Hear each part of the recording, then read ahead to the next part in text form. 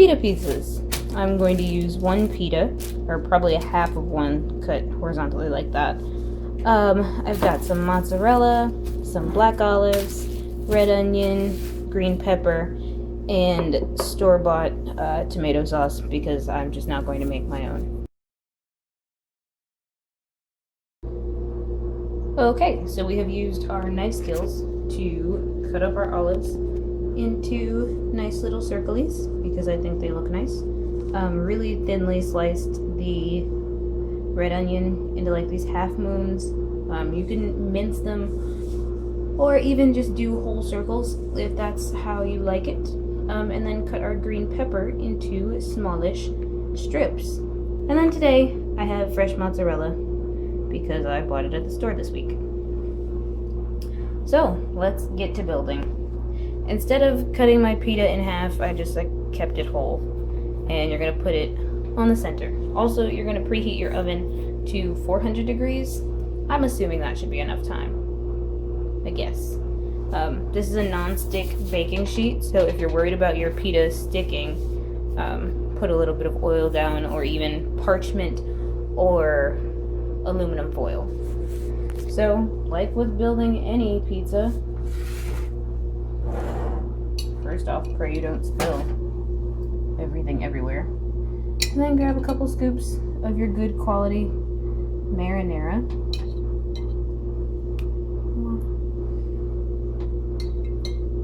I'm not sure the light is really doing this justice. Put on as much as you like. I like my pizzas a little saucy. You'll have to excuse me, this is my first one-handed. Alright, so really just put on as much pizza sauce as you like.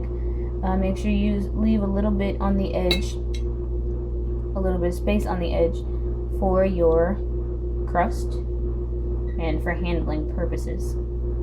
Alright, that's enough of that. Sorry. So, it should look something like that. Yes, I spilled a little on the edge. Don't worry. Next, you're going to grab your vegetation. This is really however you want to put it on there. You could plop it all in the center if that's what you feel like. Alright. And next, and finally, lay cheese. If you were smart, it would be a good idea. Any seasonings that you want to put on here? Oh, basil. Time out. Okay, I'm back with one addition. Basil. I forgot that I have a basil plant in my room. So I just did a quick chiffonata basil, rinsed them off. And I'm just going to kind of distribute those randomly on lay pizza. Basil is excellent with lots of things, but Italian stuff is definitely where you see a lot of it. So I'm going to keep these little cuter leaves, if that would focus, for on top. So again, we've got all of our herbs down. I put a little bit of fresh cracked black pepper in there. Kind of make sure your basil's everywhere and not just in like 2 spots. Alright. And now, for real this time, lay cheese. It's not shredded. If it's shredded, I would suggest you kind of put it everywhere, but I don't have shredded cheese. I've got fresh sliced mozzarella. So, with the smaller slices like this one, you just kind of put it wherever. And with the larger slices, like this one, I'm just going to kind of try and break it. Success. Kind of. And put that everywhere. Okay.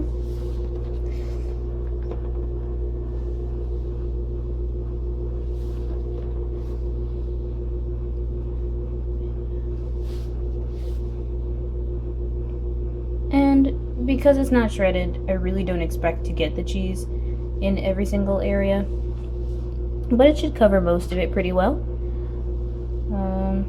That looks pretty darn good.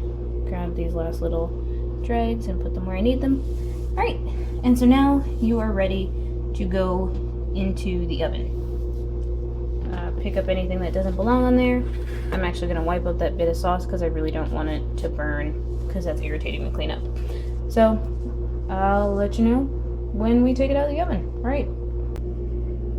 This, my hungry friends, is done.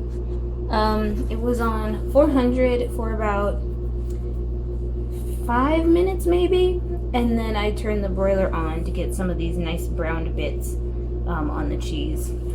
I would personally maybe leave it out really hot. Don't touch it. Would maybe leave it on under the broiler for a couple more minutes. I really like the brownishness. Not minutes, but a couple more moments. But yeah, that's about it. Let's see if we can take the knife to it.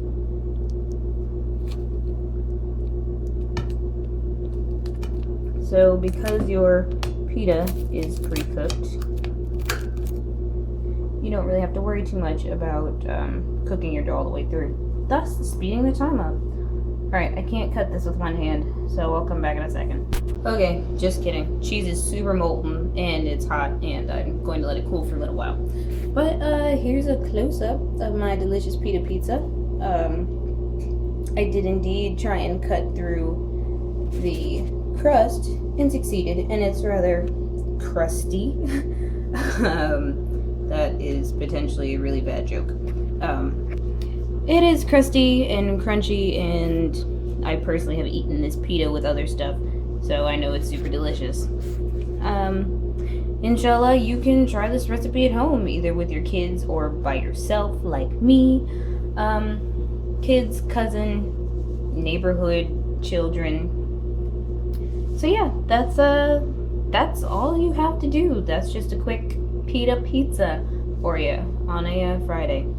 So, Salaam alaikum and toodles, humans.